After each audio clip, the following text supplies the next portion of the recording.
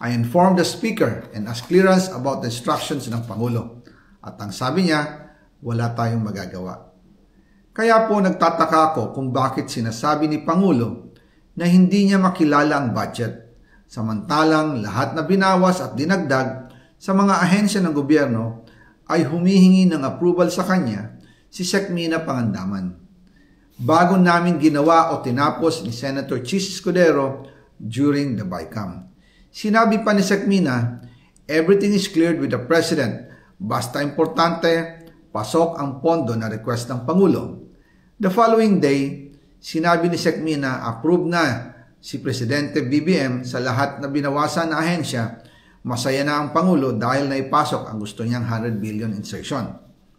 Wala pong perang napunta sa akin. Lahat po ng insertion napunta sa ating Pangulo at Speaker Martin Romualdez. Ako lang at ang aking mga tao, sila Paul Estrada, Mark Tiksay, at ang aking mga security ang nag-deliver papunta sa bahay nila Pangulong Bongbong Marcos at Speaker Martin Romualdez sa North Forbes Park, South Forbes Park hanggang sa Malacanang. Yung mga deliveries po ay merong record ang aking mga tao. Totoo po yung sinasabi ni Orly Gutesa na nag-deliver siya sa Forbes Park. Totoo din po ang sinasabi ni Orly Gutesa na nag-deliver siya sa Malacanang nung siya ay nasa Senado. Para mapatunayan ang mga litrato na deliveries ay lalabas ko po together with this video.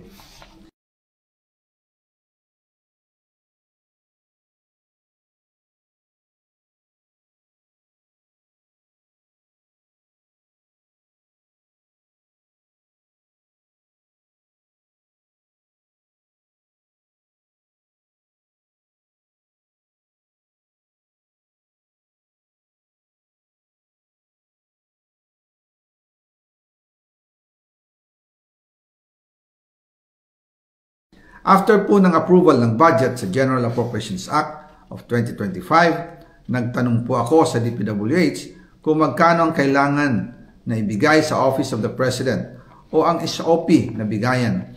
Ang sinagot sa akin ay 25%. Ang ibig sabihin nito, 25% ng 100 billion ang SOP na kailangan ibigay kay BBM mismo.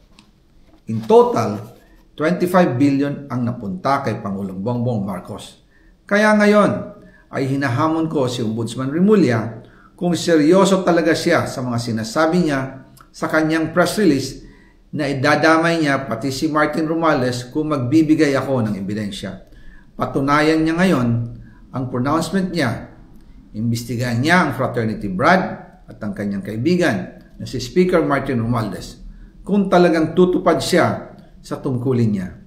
Imbestigahan din niya si President Bongbong Marcos. Sabi nga ni BBM nung SONA, let's do it right at mahiya naman kayo, hindi po ba? Nananawagan din po ako sa Senado na imbestigahan ang 100 billion insertion ni Presidente. Alam ko po na hindi gagawin ni Ombudsman Remulla ang hamon ko. Pero magaling ang Senado sa imbestigasyon at ako ay naniniwala na dahil sa kanila lalabas ang katotohanan.